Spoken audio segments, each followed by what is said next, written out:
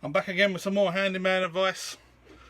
One of the main problems with builders, old builders, if you look at them, is their backs. Their backs have gone. They've been bending over for years and years and years, picking up bags of cement, steels, just bending over, picking up stuff.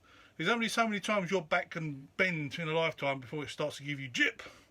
So, and I'm a great fan of not bending over. I hate bending over, picking things up the floor. I don't mind painting the whole house. Skirting boards, painting those. Worst job ever in decorating. I'm just not a great lover doing things on the floor.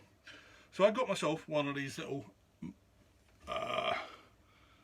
extendable little magnetic pickup sticks.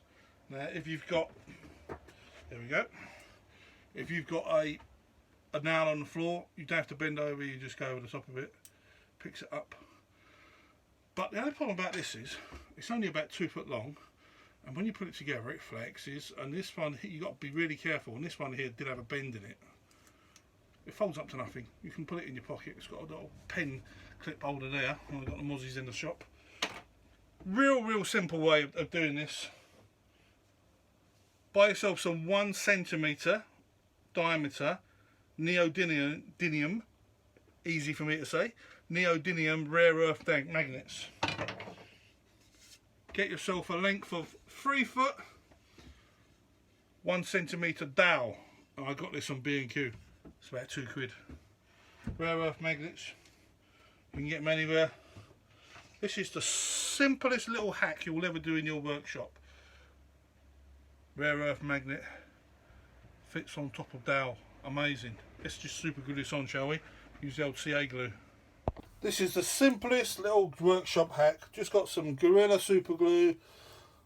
I don't know what, CA glue, same thing, cyanoacrylate or something like that. I'm gonna put that on there.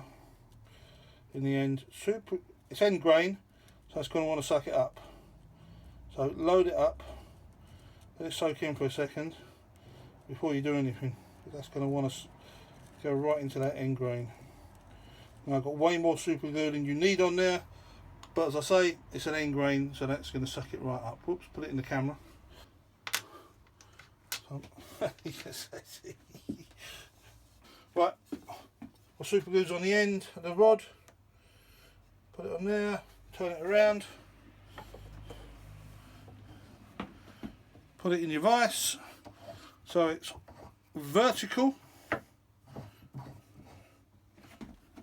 Give it a little bit of an adjustment, a little bit of pressure on the top. Leave that thing for half hour. You probably only need to leave it for a minute or two. I'll leave mine for about half an hour. Make sure it's done and we'll come back. Okay, so I've left it a couple of hours, not because I needed to, but because I was having my dinner, spending time with the kids. It's got a little bit of glue on the top which I'll get off. Just get that.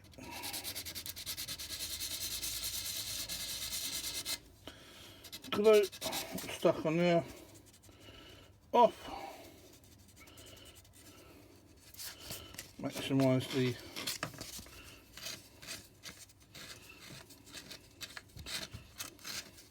magnetic surface.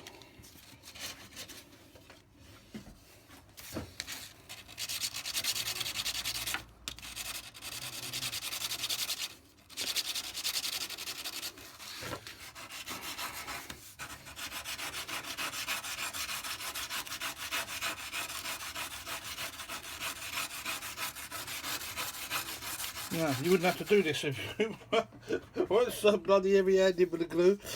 There we are, nice and clean. Right, I've got a box of tech screws here. Let's just throw a few on the floor. See how this thing works. There we are. I'm standing up with a straight back.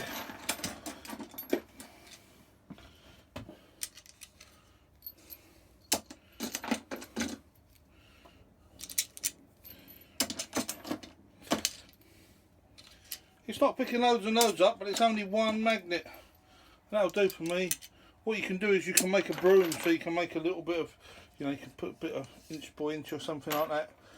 have it, you know, 6 inches long, just position magnets all the way along it, and you could use it like a broom, sweep it up.